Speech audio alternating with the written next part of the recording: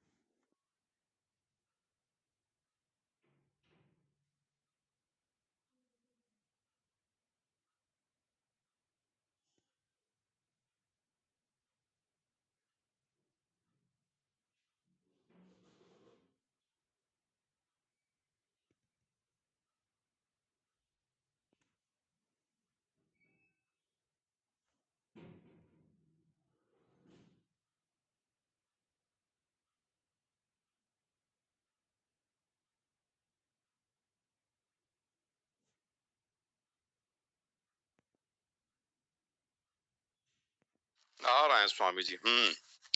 तो 2-3 मिनट में। तो भगवान ये कह रहे हैं कर्म देहांतर की प्राप्ति के लिए स्वीकार किए हैं। सबसे मुसीबत यही है कि कर्म अगर संचित हो गया और कर्म के साथ कर्तापन का भाव हो गया, कर्म के साथ संबंध हो गया, तो कर्म जो है वो भुगतने के लिए, कर्म का फल भोगने के लिए हमें कोई ना कोई शरीर लेना पड़ता। तो शरीर की इसलिए जो है कर्म के साथ कर्तापन का अभिमान होने का मतलब है कि देह के साथ हमारा संबंध है। देह के साथ हम अपने आप को अभी देह के साथ संबंध रखते हैं कि मैं शरीर हूं। जैसे जैसे शरीर के साथ हमारा भाव, शरीर में तो रहते हैं, लेकिन शरीर में रहते हुए मैं शरीर से अलग, प्रकृति और पुरुष दोनों अलग अलग विभाग हैं।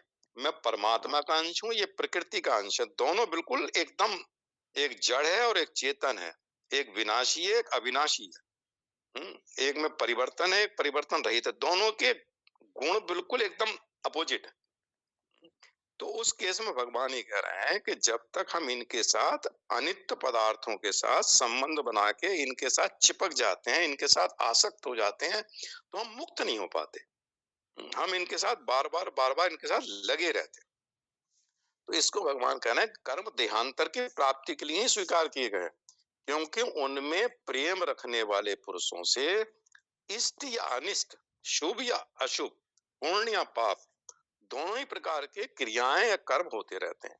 उनसे धर्म और अधर्म दोनों की प्राप्ति होती है।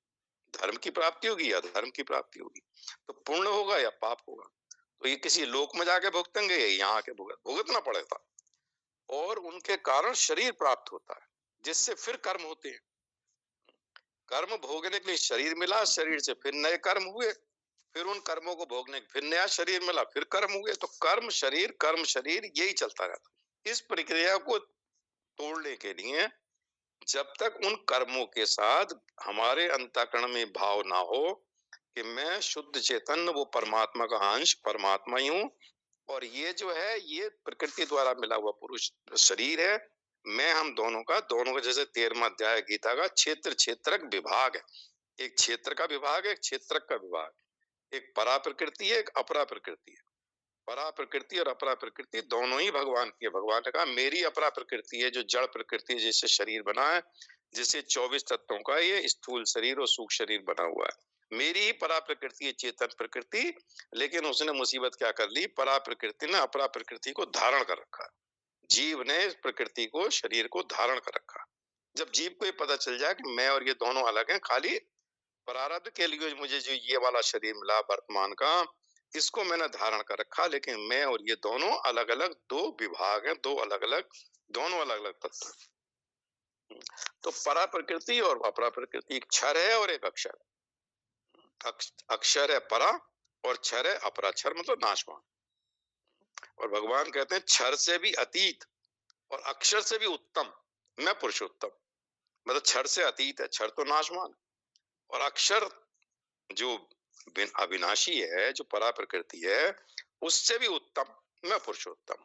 क्योंकि मेरी दो परार अपरा प्रकृति, मतलब मेरे ही साथ और इन परार अपरा प्रकृति के संयोग से ही हम सबका, सब जितने चराचर प्राणी हैं, इन दोनों के संयोग से उत्पन्न होता। संयोग वर्ड लिखा हुआ कि दोनों का संयोग हुआ है।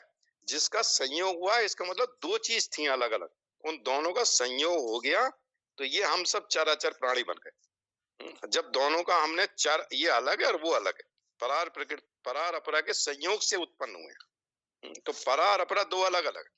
तो परा का संबंध परमात्मा के साथ है, अपरा का संबंध प्रकृति के पास संबंध है, उनकी शक्ति दोनों। तो उसके वजह से भगवान कहते हैं इसी प्रकार ये संसार चक्र चलता रहता है। तो भगवान का ये भी एक संसार चक्र चलता रहता है। सबकी माया एक साथ अविद्या दूर होगी तो सारे मुक्त हो गए। तो इसलिए जो है बहुत सारे जन्मों के बाद धीरे धीरे ये अंतःकरण की शुद्धि होती है। अंतःकरण शुद्ध होने के बाद में तब ये मन में इस तरह के विचार आते हैं। जब मन में इस तरह के विचार और जिज्ञासाएं आती हैं, तब व्यक्ति इन बारे में सोचना शुरू करता है कि कब तक मैं इन शरीरों को ग्रहण करता रहूंगा, कब तक इस शरीर को छोड़ूंगा, तब फिर किसी और लोक में, जहां भी जो भी भगवान का विधान है, फिर इस शरीर को, किसी न किसी शरीर को लूंगा। तो कब तक ये, और है यही प्रोसेस जो हम भोग रहे हैं, यही प्रोसेस अनंत समय तक चलती रहेगी, जब तक उस अविद्या का नाश नहीं हो जाता, जिसका कारण से हम इस शरीर का। तो ये भगवान देखो, राम कितना बढ़िया, संसार का मूल कारण अज्ञान ही, जो नमा श्लोक है, अज्ञानवेशवासी मूल कारण। और यही बात उसमें भी आई है अरण्य कांड में। और यही बात काकभुसुंडी और गरुड़ जी के उसमें आई है कि अज्ञान ही मूल कारण, अज्ञान या अविद्या ही मूल कारण है इस आवागमन का और हमारे शरीरों को ग्रहण करने का। जब तक हम अभी भी हम अज्ञान के कारण तो इस शरीर में बैठे हैं जिसमें आज बैठे हैं। ये शरीर ना मिलता अगर अज्ञान दूर हो जाता। तो अज्ञान या अविद्या ही संसार का मूल कारण। संसार मतलब जो हमारा ये शरीर में हम बैठे हुए हैं, ये हमारा अपना लोक है। तो ये भी हमारा भी लोक है, जीव लोक ही है। जीव लोक का हमारा ये लोक है, हमारा एक संसार है जिसमें हम बैठे हुए हैं अज्ञान के कारण। और इन विधि वाक्यों में उस अज्ञान का नाश ही संसार से मुक्त होने का उपाय बतलाया गया कि जब तक अज्ञान का नाश नहीं हो जाता, हम अपने मूल स्वरूप को नहीं जान पाएंगे, तब तक हम इस अज्ञान के कारण इन बदलते रहेंगे। जीव वही रहता है। सूर्य ऊपर वही है जो आसमान में है, उसका प्रतिबिंब जो जल में पड़ा हुआ है, वो प्रतिबिंब में कभी हिलता है, कभी डुलता है, कभी दिखाई नहीं पड़ता, जल में गंदगी आ गई, कभी जल सूख गया तो प्रतिबिंब भी सूखा हुआ सा लग रहा है। मतलब तो उसको भगवान ही कह रहे हैं कि अज्ञान का नाश करने में ज्ञान ही समर्थ है, कर्म नहीं। अज्ञान का नाश जो है, अविद्या का नाश ज्ञान से होगा, कर्म से नहीं होगा। क्योंकि उस अज्ञान से उत्पन्न होने वाला कर्म उसका विरोधी नहीं हो सकता। मतलब कर्म उत्पन्न होता अज्ञान से। कर्म का मतलब यहाँ थोड़ा आसक्ति भाव जरूर रखना है कि जहां हम आसक्त होके कर्म करते हैं वहां अज्ञान है। जहां बिल्कुल अनासक्त होके अपना स्वाभाविक कर्म करते हैं, गीता में दे रखे हैं ब्राह्मण के कर्म, क्षत्रिय के कर्म, वैश्य के कर्म, शूद्र के कर्म। तो जो हमारा स्वाभाविक कर्म है, सम दम वगैरह, ब्राह्मण के कर्म दे रखे हैं। विद्या का अर्जन करना, तप करना, तो ये सब कर्म जो है हमारे स्वाभाविक कर्म है। लेकिन इनमें वो अनासक्त भाव से जब करता है, भगवान कह रहे हैं यद करोषि, जो भी तू करता है, जो खाता है, जो यज्ञ करता है, जो तप करता है, जो दान करता है, अगर तू मेरे अर्पण कर देता है, तो मेरे अर्पण का मतलब है कि तुझे तेरा उनके किसी भी कर्म के साथ संबंध नहीं रहता। संबंध तभी रहता है जब मेरापन का भाव होता है कि मैं कर्म कर रहा हूं। जब मैं कर्म करता हूं तो वो कर्म मेरे साथ बंधन जाते हैं। जब भगवान को अर्पण कर देते हैं अंतःकरण के भाव के अनुसार। ओम नमो नारायण स्वामी जी, ओम नमो नारायण। माइक बंद है सर, माइक बंद।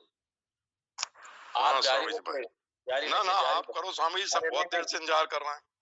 जारी रखिए। एक तो क्या है ना कि ये व्हाट्सएप पे मैसेज मैं बहुत बार पढ़ता नहीं हूँ, देखता नहीं हूँ मैं व्हाट्सएप बहुत बार। तो अगर कोई भी मैसेज करने की बजाय फोन पे बात कर ले वो ज्यादा अच्छा है। कई बार मैं व्हाट्सएप ही नहीं देखता। असल में क्या है, मुझे आज सुबह जाना था वहां पे इंदौर, इंदौर जाना था मुझे, और इसी चक्कर में मैं आज आया नहीं था लाइन पे। तो बाद में पता चला कि ये तो रास्ते आस्ते सब बंद पड़े हुए हैं, और वो क्या चक्कर है, स्ट्राइक का लफड़ा है सर, पता नहीं। चलिए, सभी का अभिनंदन है, स्वागत है।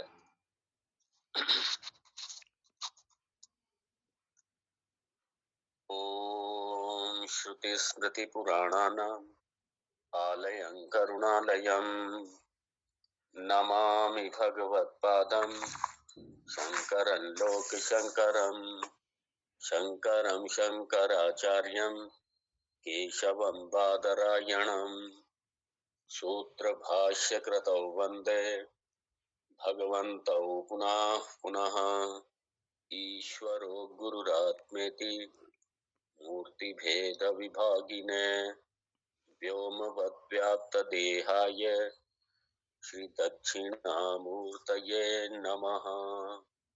ॐ सहना भवतु, सहनौ भुनक्तु, सह वीर्यं करवावहै, तेजस्विनावधीतमस्तु मा विद्विषावहै। ॐ शान्ति शान्ति शान्तिः। ॐ आपदामपहर्तारम् दातारं सर्वसम्पदाम् लोकाभिरामं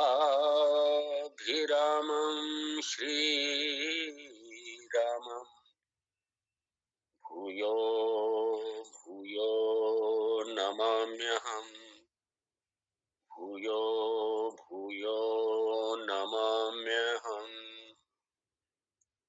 ओ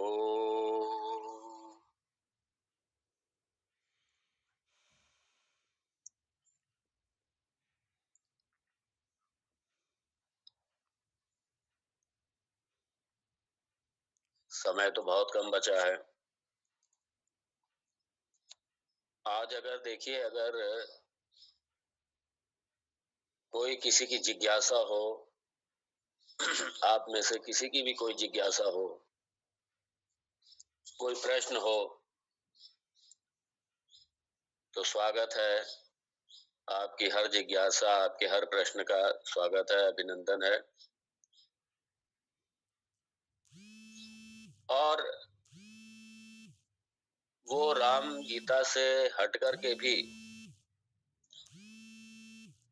कई दूसरी जगह से भी हो सकती हैं, चाहे भगवत गीता है, उपनिषद है, या जो भी आप सब,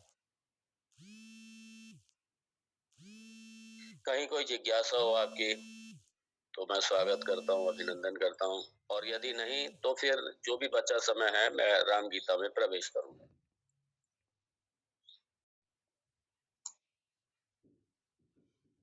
आप स्पीकर ऑन करके अपना प्रश्न रख सकते हैं।